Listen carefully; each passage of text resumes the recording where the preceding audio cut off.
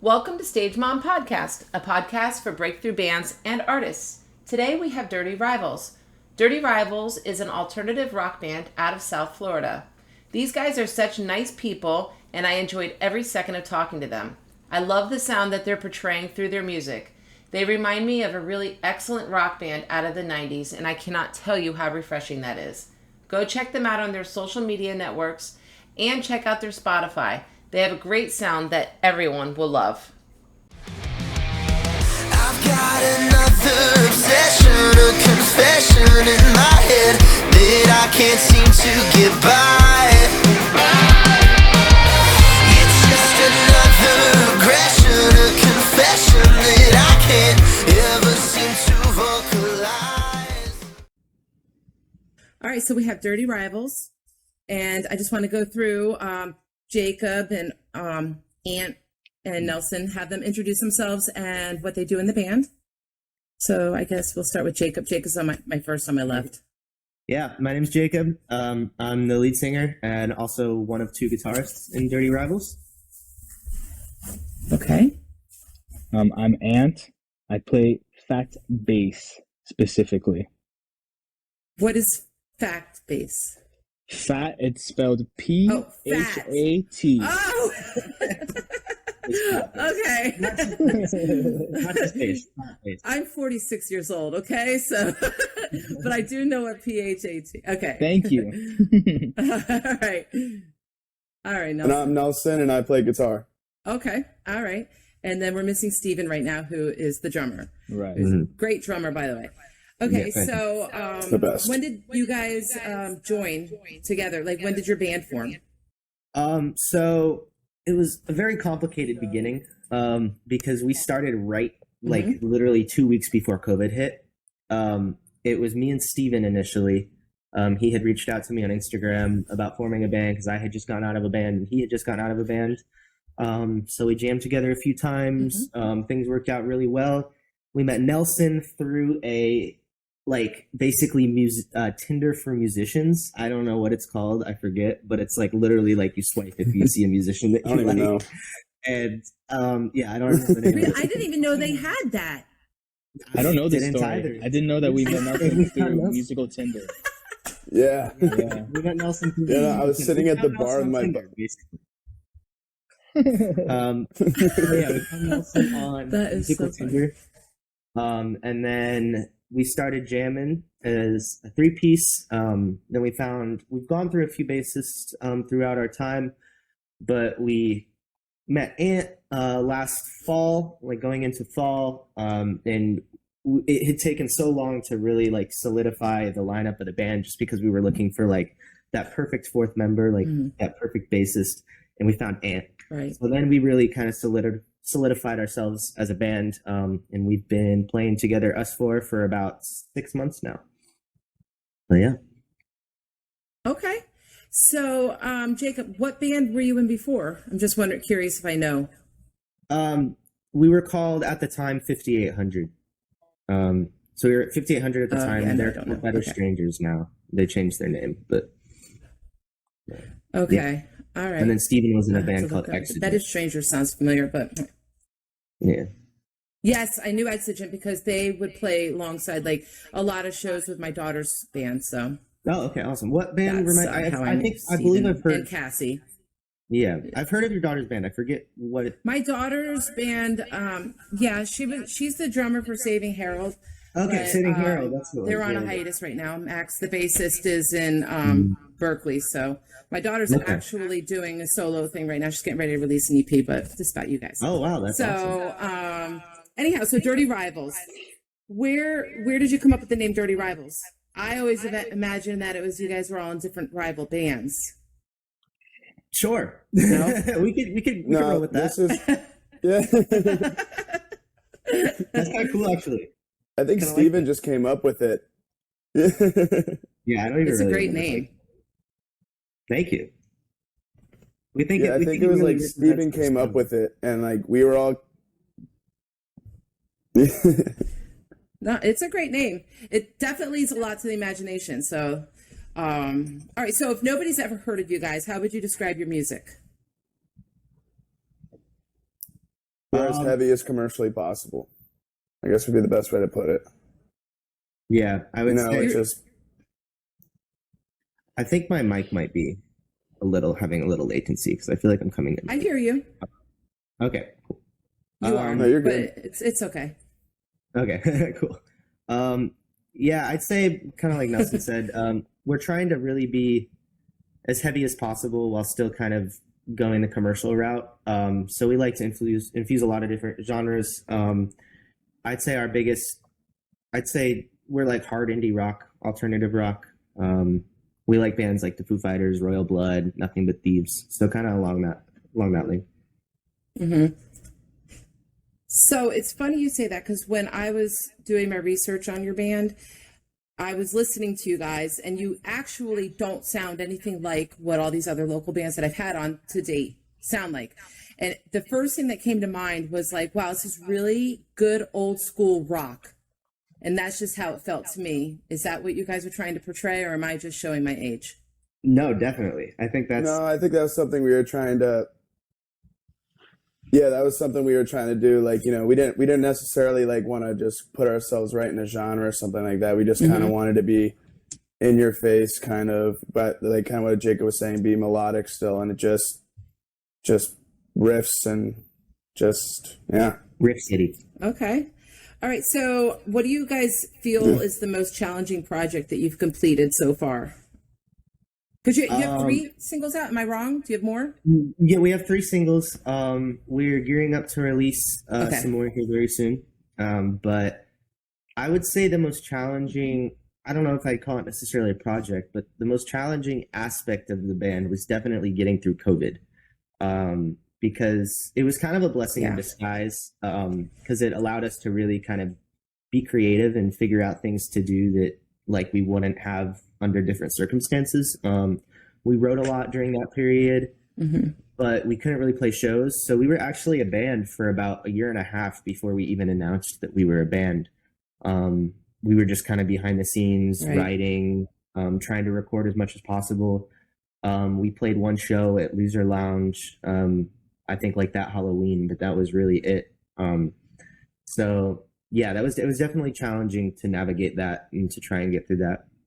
But it turned out, like I said, a blessing in disguise, because by the time COVID had kind of loosened up a little bit, we had a lot of material recorded, a lot of stuff written, and we really just, once we announced, we just kind of went full force forward, and we've just kind of been doing that since, and it's been great. Yeah, you were smart. You took advantage of actually having the COVID. You took advantage of it. A lot of bands didn't do that, from what I'm hearing through my podcasts here. So as far as your families, is there any type of musicality in your family line? Or you guys the start of it? Or is it something you just decided that you wanted to do? Or like my aunt does, but no one in my like initial family plays music or anything. Right. For me, I think I'm the first one who really kind of like took it and ran with it. The only other person I think in my family who really like did anything musical like with their bodies, I guess, other than like listening to it, would be my uncle. Yeah, he's like the one that really introduced me to bands like Metallica and stuff like that. Like my whole family we're a very eclectic family, because my grandfather speaks no English and he's from Colombia. However, he really loves disco music. Like he's super into like the Bee Gees and like dance music too, like La Bouche. I don't know if you've heard of it. It's so good. I love stuff like that. It's amazing. And yeah, my mom was very into 90s rock and rap and hip hop and stuff like that. So a lot of influence everywhere. However, I was the only one who really took it and ran with it. Very fun. I love that I did that. Yeah. Yeah. If nothing comes from it, it's an experience you're never, ever going to get anywhere else. Yeah. Do you have music in your family, Jacob? For me, it's kind of along the same lines as Aunt. My parents were always music lovers. My dad is kind of the one who really introduced me to like rock. I've listened to it growing up. It's really like all I've ever listened to. Just like being in the car with my dad, driving places, we'd always like have Boston on or Led Zeppelin or somebody. So I kind of just sprung out from there. As far as music goes, nobody in my family really played music. My dad sang a little bit. But I guess I was the first one to kind of do it. My brother does it too. He's younger than me. So both of us kind of, I guess, are the pioneers of the family music. I don't know. Right. Yeah. Is your brother in a band as well? No. He just kind of does it as like a hobby. No. He doesn't really want to do anything with music, but he's very, very talented. He plays piano. He's one of the best piano players I know. And he sings and plays guitar too. And, wow. Okay. Yeah, he's very talented. Which I've always told him like he should totally do something with music. But awesome. Yeah. Right. Yeah. You wonder why people that are that talented don't move forward with stuff like that. At least I do, because I can't do anything at all, like nothing. I can't carry a tune. I can't nothing at all. And I admire everything that you guys do, because there's no way I could ever do it, ever. And I kind of feel like sometimes like I think, well, maybe I could learn, but I just feel like when you get older, like I would never hire anybody my age or anything. Like you just get lazy. Your mind gets lazy, and I just don't really feel that I'm at the age where I could start learning new things like that. So it's cool that you guys started it younger and ran with it. Thank you. But, okay. So what is the best advice you feel another musician gave to you guys? Ooh. Keep at it. Good one. I feel like is the best advice I've ever gotten, because there have been plenty of times where I felt like what I was doing hadn't paid off. Especially like kind of doing it my whole life, because I've really like been full on with music and being an artist pretty much since I was a kid. And there are a lot of times where I wanted to quit because I just didn't feel like it was paying off, or I felt like I saw all these other people getting jobs, or I saw all these other people going to regular school, because I was homeschooled for a while. And I just wanted to kind of be like a normal kid. And right. I had talked to some people about it, and they just said, if it's what you love to do, then just keep doing it. And thank God I did, because I love where I'm at now, and I love the music I'm making, and I love the people that I make the music with, and I'm really in the best spot I've been in musically. So that's definitely like the best advice I've gotten as a musician, for sure, is just to keep at it and just, you know, as cliche as it sounds, don't give up. No, but it's true. Yeah. I mean, harping on, you know, the cliches again, I feel I'm a very strong believer in like, if you know, have a job that you love, you won't work a day in your life. And like that's kind of like something I would love to strive for, is like my music to be something that can carry me forward, so that I can make money while I sleep, because that's really the goal, man. Right. Yeah.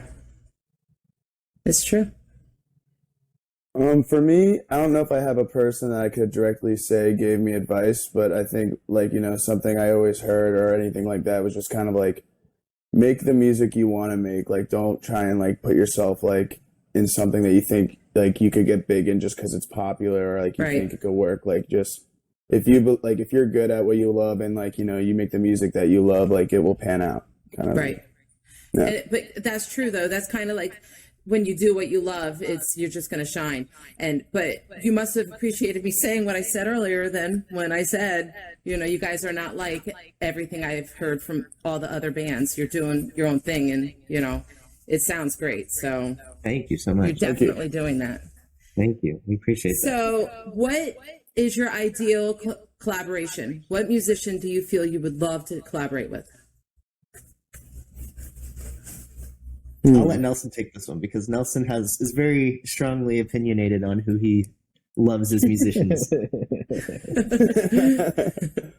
And I know exactly for me, like, you know, someone I would love to collaborate. I would love to collaborate with like Metallica or Sevenfold. Yeah. Those are my two bands that I kind of like, I ran with, and it was like instantly just like, it was head turning and just kind of like one of those like epiphany kind of moments, like whether it was the Master of Puppets riff or when I heard kind of like the chorus and the beat said in the Harlot or something like that. So even though we're kind of already the same genre, like, so you can't really like mix, but I would love just to play with those guys and see what comes out. Right. Yeah. I love Metallica. So yeah. Yeah. Have you guys ever heard of Sucker Punch? No, Yes. not Sucker Punch. Knuckle. Knuckle Punch? Knuckle Punch, yeah. Knuckle. Yeah. Is that what it is? Knuckle Punch? Is it Knuckle I Pop had. or Knuckle Do they Punch? have a song? Oh Lord, I can't remember. I'd never heard of them, and I had this band on from New Jersey named Don't Bite Your Tongue, and they named their band after a song from that band, and something you said made me think of them. I don't know. It's totally irrelevant to anything that we were talking about, but okay. So if you guys could open for any artist, who would it be other than Metallica? Oh, we got Steven. Yo, sorry hey! about that. I couldn't find my phone. That's okay. It's okay. I told you it'd be fun, man. I'm back. Steven, we were talking We about already how it did would the be introduction for you, but this is Steven, the drummer. I'm Steven. Yes. Oh. It's okay. It's okay. It's always what they say. The party don't start till you walk in, right? Is that what it is? Now the party is So we're not very far in, so it's all fine. I was just asking the band, other than Metallica, what artists they would like to open for. okay. So I mean, I don't know if they've said it already, but like, no, actually, no one answered the question yet. like Foo Fighters or Nothing But Thieves, probably. That's what I would say. Okay. Those are like two of our biggest influences. Okay. Yeah. I would definitely say Shaking heads. Yeah. along the lines of Foo Fighters are probably, at least they're my favorite band. They're somebody I've looked up to for a long time just because of like their, not even just their sound but their stage presence. Like when you see them live, they're just like you're captivated, and they play long shows. Like they played, I think when we went to see them, they played for 3 hours straight, and you're just like all in the whole time. And I think that's something that we really aspire to do, is, you know, not just put on a show but really like give it our all on stage. So I think opening for like somebody like the Foo Fighters would obviously be a blast. I love Royal Blood too, so Yeah. Royal Blood would be awesome. For me, if I were to pick And not one, to mention that. let me know. You let me know, man. I got a good one. So Yeah. I think honestly, Yeah, go ahead. opening for Coltrane. Hear me out. Nobody's gonna be expecting. They go for a jazz gig. You get a whole bunch of jazz cats there, and they're like, "Oh, man, let's give these Dirty Rivals guys a chance." Boom, we start a fight. Let's go. Everybody's gonna remember that. Exactly. Start a whole mosh pit. It's genius. Good smart. That's funny. So that, but you know, it's funny though that you do mention that, because like I have some of my favorite bands, they've become my favorite band because they opened for another band. So it's like Iron Tom. They're just like, I don't know if you know Iron Tom, but they're like 10,000 follower band out of California, and they opened for AWOL Nation. Love Iron Tom now. Wow. AWOL Nation, I only found them when they opened for Fall Out Boy, so it was like a ripple effect. But back to Dave Grohl, he's such a good guy too. That's what makes them like so great. Also, he's such a downer. And it's funny because back in the 90s when I was in high school, that song, oh my God, I can't remember the name of it. I love the Foo Fighters, but there's one song that just would get me angry. I hated it because of the video where they had the Mentos. It would drive me crazy. And so like, that's the biggest joke of my family. I hated it. I was like, this is the dumbest video I've ever seen in my life. And, but it's funny because I find myself singing along when it's on the radio, but I can't watch that video. I don't know why. Yeah. So dumb. Well, they tend to do that. That sounds. I think you're thinking of Big Me. But they like. It is I think Big Me. Yes, everybody says it to me after. Yeah. Dave directs a lot of their videos. I just don't think he cares. So I think he just kind of does whatever he wants. No. Like they just released a He's movie. Dave Grohl. He doesn't have to care. Exactly. Yeah. Yep. Okay, so if there was one thing you could change in the music industry, what would it be? I would say, I think. See, this is kind of a touchy subject because I think a lot of. Yeah. I just don't like how, like, the music industry is almost turned like so liquid. Like, it's so accessible and it's so easy to do everything now, but at the same time, it's so hard because you have so many people trying to do the same thing. Yeah. Like, I mean, I know like 30, 40 years ago, the only way to make it was to just hit the road, literally. Like pack stuff up in your van, go play wherever you could. And that was how you did it. And now there's really no definitive way to do it. Labels don't really take on bands that don't have followings anymore. You kind of have to build that on your own. And in some ways, it's a lot easier to do that because you have access to social media, like TikTok, Instagram. But in some ways, it's so much harder because you have 50, 100,000 bands that are all trying to do the same thing. I don't know. I wish labels would look at artists more based off of their potential rather than their numbers that they already have, I guess, is what I would say. So it's funny that you just said the same exact thing that I say in all of my podcasts when I ask that question, because that's exactly how I feel. Like, it's so easy for anybody to get. They don't even have to pay for DistroKid. They could go on SoundCloud. They can get their music out there. It's just so easy, but it's so much harder because there's so many people doing it. It's exactly like you almost, I want to say, like you were inside my head because that's what I say all the time.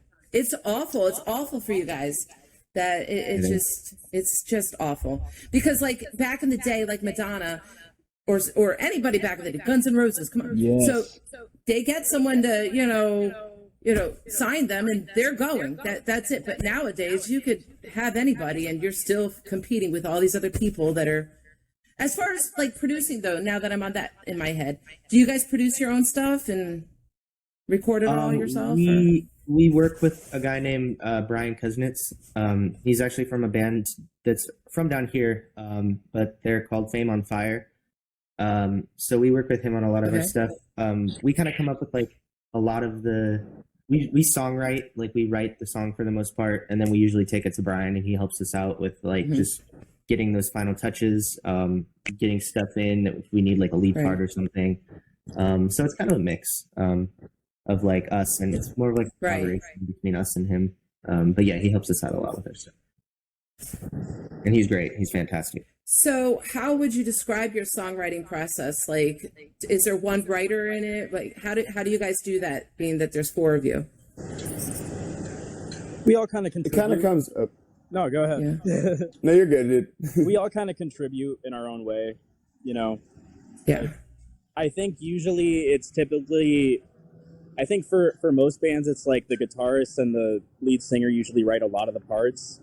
And Jacob and Nelson do like write a lot of the core stuff, and then me and Ant kind of lay down on the floor what's needed for the song, everything that's left, and just like structure stuff. We all kind of come together and throw our own ideas in and changes and stuff like that. Right. It's a very collaborative effort. Yeah, it can happen a lot of ways. Yeah. Like, Jacob will come up with something or I'll come up with something, or then, like I'll just bring just the riff to the table and then we just jam it out. Or sometimes like, we'll have a part and then like Steven will be like, hey, I got this drum fill, and we figure out how to put the drum fill in there. And then it turns out, to be this whole other part. So it could really come in any way, shape or form. Right. Okay. There's no real ego in it. It's just kind of like, if we think it's sick, it's sick. Like, right. Exactly. Yeah. Exactly. So what do you guys feel was your worst performance to date? Definitely. I think you guys are all thinking of the same one. Well, we are. I don't know. 100%. I think for me it was our last show because I broke a kick drum head. And so just for me no. Yeah, for me personally, like I didn't have a kick drum, so it was just like way off for me. Oh no. See, but I think with that show, we still like it was kind of cool. We still pull it off, and we made it work. It didn't sound great, but we made it work. Right. For me, it was probably honestly our release show. Just because I think there were a lot of nerds there, and we weren't really expecting the turnout that we got. Because it was literally this was like 2 weeks after we had announced as a band, and we put together the release show, and it was insane. Like there were so many people there, and we just didn't expect it. And I think the nerves were high, and we were playing with a lot of other really good bands. And I think we were very critical of ourselves that night. But honestly, if there was a time to improve, it was then, because we've only gotten better since then, and it's really helped us kind of realize where we need to work, you know. And we built on that. I think it helped us a lot. Yeah. So, as far as the local scene goes, how do you guys feel about the local scene in South Florida? Hey man, can we get Have you guys ever been a part of a local scene anywhere else? No. Right, yeah. Can we get more venues though, and more venues that allow people that are under 21? Because what is with the deal, man? There's in South, because I live in Miami, and in this area there's literally like one person doing a very, very cool DIY like show in like a warehouse. And is that Hotbox? Exactly, yeah. I'm actually doing a Hotbox next month, I think. But Flipper, they are doing such a fantastic job there, like putting in so much work, having that be honestly like one of the only working venues in South Miami right now, honestly. But if we can have more venues, that'd be great. Thanks. Okay, we're on it. Yeah, no, I talked to Flip about doing my event that you guys are going to be a part of, but he didn't have the date when I wanted it. He didn't have the date available. And I also wanted to I wanted to give everybody that I had, you know, on my podcast to date or scheduled, like you guys, the opportunity to be a part of it. And I had no idea there was going to be so many people that wanted to be a part of it. But so it's awesome. It's exciting. A great thing. We're excited to do it for sure.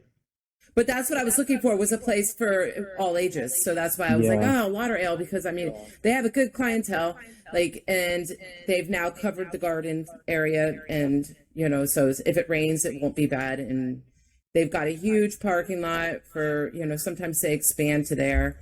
And like I said, it's all ages. So that's what my main thing was, something that is open long hours of one day so I could fit everybody in, and the all ages thing.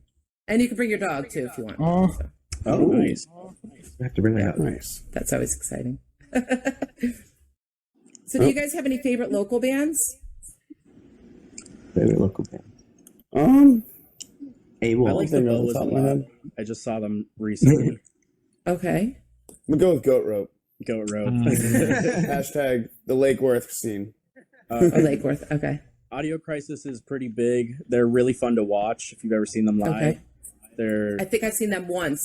They're really fun to watch. They engage the crowd in a completely different way.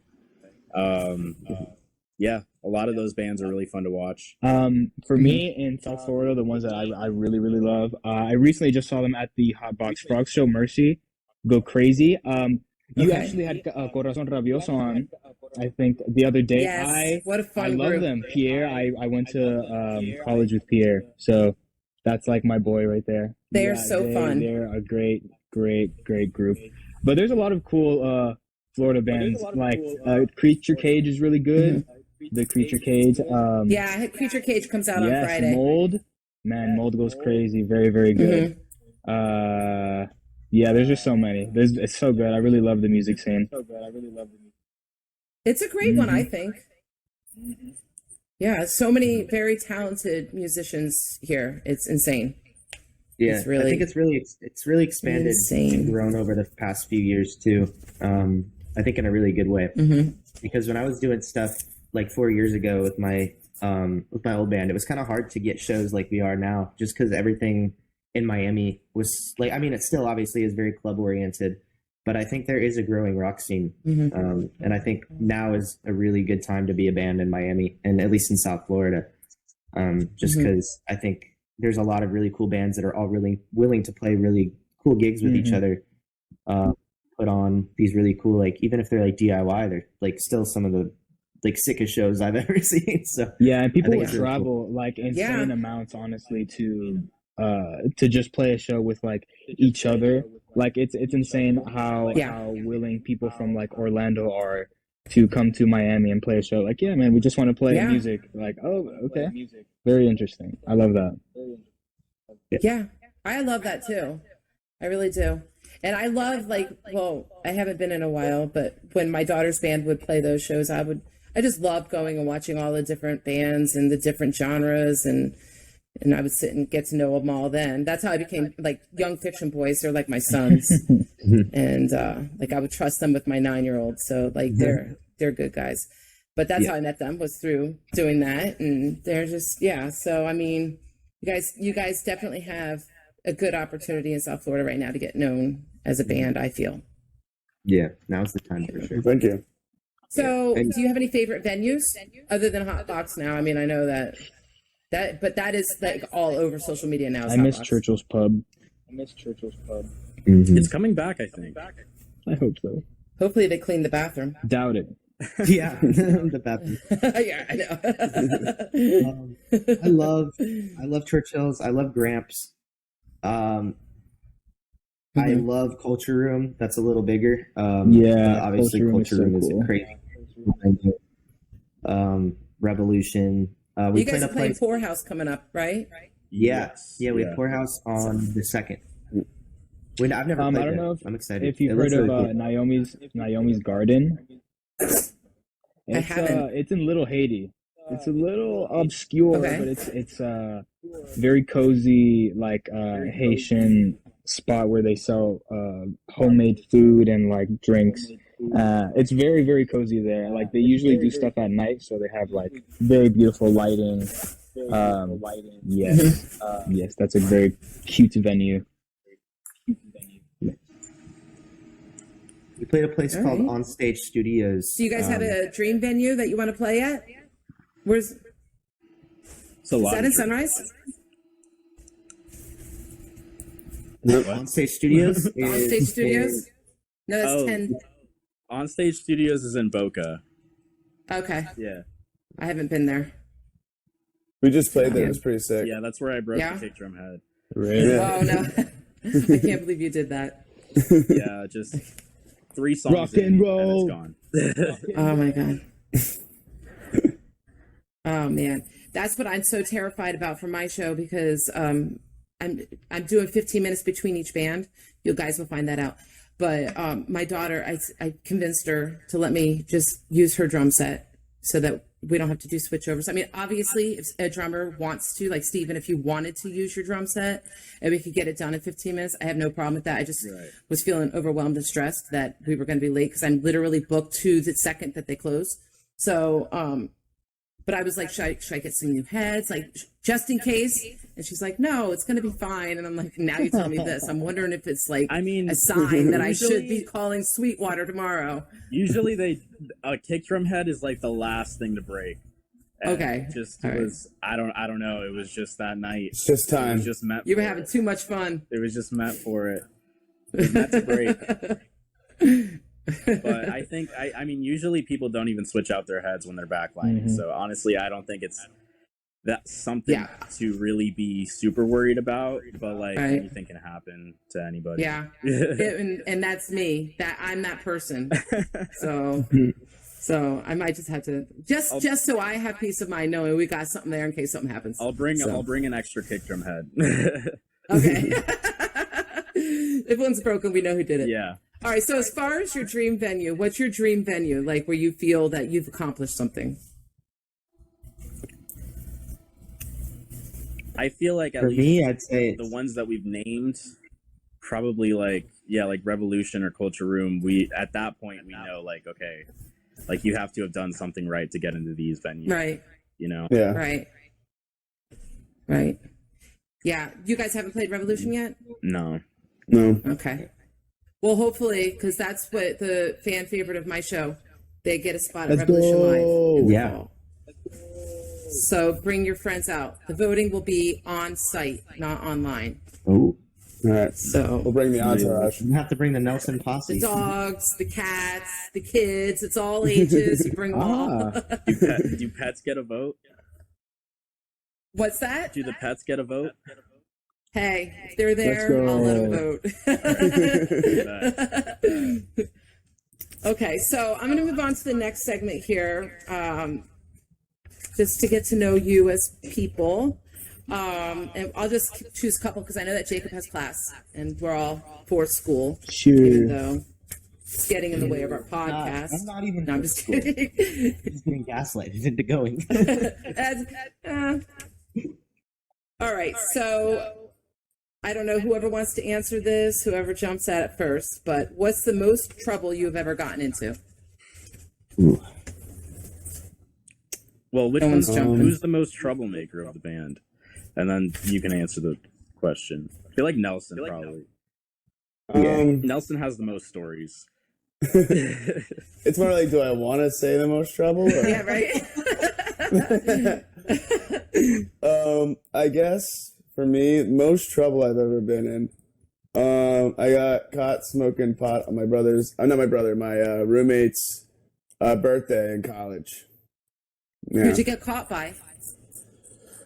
Scuba Steve, man. He was a security guard. I went to this small school in Indiana. Oh, And like just, at Scuba school. Steve was Oh my just God. the devil. And he had nothing else better to do. So it was just stupid. Scuba Steve. Scuba Steve, What a guy. the worst. So, what happened to you? Did he call your parents? What?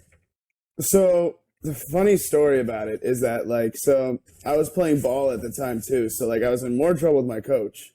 But what happened was my school shut down. So I told him not to send the letter because I wanted to go home and tell my parents first, in person. Mm-hmm. And then my school was shutting down, so it never got put on record or anything. And then they ended up never sending the letter. So I'm like, so I never had to send anything or say anything. I could have just put this under the rug and nothing would have ever happened. Oh my god. Oh man. All right. So, group question: do you guys have significant others? Me, Yes. myself, and I, Yes. and my bass. Yeah, That's right, right? Ant is the single man. Handsome. Okay. I make love to my bass. He's the single Alrighty. bad. So, anyone can answer. If you had the choice of two superpowers, being invisible or flying, which would you choose? Flying, Fly. because I'm already invisible Definitely. sometimes, man. Might as well. It's just got the I jokes. feel like I'd want to be able to be invisible sometimes. Just like when I would need, love to be invisible. Just like Yeah. I think flying because you could just Have fun dip. paying gas. See ya. You could just dip. Anytime you're in an awkward Peace. situation, you could just take off. Exactly. Just like disappear. Yeah. Especially with gas prices today, flying is For free. real, right? Oh, Oh my yeah, god. that's a good point. Very So, what's the most embarrassing thing you've ever done in front of someone you liked? Ooh. Um, It's a lot. I don't know. A lot of moments. trying to think. So I guess for me it would be my current girlfriend now. I had to grab this ladder and this big ladder to get us over the thing, and it was raining. And I was trying to be cool, and it was this big heavy ladder, so I'm I'll lift it all by myself. And I put it on the thing, and it was hitting the electric wire, and everyone was like, no, no, no, no. Oh And I was like, yeah, I totally knew I was doing that, but I meant to do that. That is so funny. Okay, so I know that Jacob, you gotta go, so we'll just skip on to what's next for the band. What is it that you have planned? I know you have Poorhouse coming up. Yeah. What else do you guys have? We have Poorhouse coming up on the 2nd. We have a show with Backroom Sessions in mid-April. I want to say it's the 16th. And then we're also gearing up to release some new music here the next couple months. We got a music video coming very soon. We got a lot of stuff coming Oh, up. cool. We're trying to book some more shows throughout the summer. Okay. Trying to get a little bit more across the state. So we're kind of looking outside of South Florida too. So lots of stuff, just kind of all around the board. Just trying to get content out, honestly. Right. Okay. Do you guys have merch for purchase? We don't have merch for purchase right now. Soon. We do have merch. We're just trying to solidify and finalize it before we start selling it. But it is made. We just need to get some final things going on. Okay. So we're gonna put it up all on our website and stuff, and we should have it out by the summer for sure, for sale and stuff. Okay. Yeah. All right. So, if there was one thing that you could tell your fans, like if there was a message you would want to get through to them, what would it be? Long live rock and roll. That's what I would say. Yeah, we're coming in hot. Do what makes you happy. I would just Do what makes you happy. That's that one. Yes. There you go. All right. Well, I really enjoyed talking to you guys. I wish we had longer, but I understand we have school. Well, I mean, And, I have to but if you guys want to keep talking, you guys can keep talking. Up to you guys. I mean, I could talk forever. But you guys are guys. I know guys are much fewer words than women. So Doesn't matter to me if Steven and Ann are feeling it. I'm for it. Unfortunately, I have to start driving to Boca. Oh yeah. Oh yeah. Oh, yeah. That's True. That's very Papa true. Ursel And Aunt lives in like an hour and a half And away. you just love the people who travel for music, man. Aunt, we appreciate Aunt, you're a trooper, man. all right. Well, that's cool. It's fine. Appreciate Aunt. No, I appreciate your time, you guys. And, Yes, thank you so Can't much wait to see for you having us. live. I'm excited about Thanks that. for having us. Really appreciate it. Yeah. No, I really appreciate you guys. And have a good night at school and have fun rehearsing. Bye. Thank you. Thank Yeah, you. Thank you. Drive safe. Thanks, Mom. We Bye. will. Bye, guys. Bye. Thank you. Take care. Yes. Bye, Mom. Bye.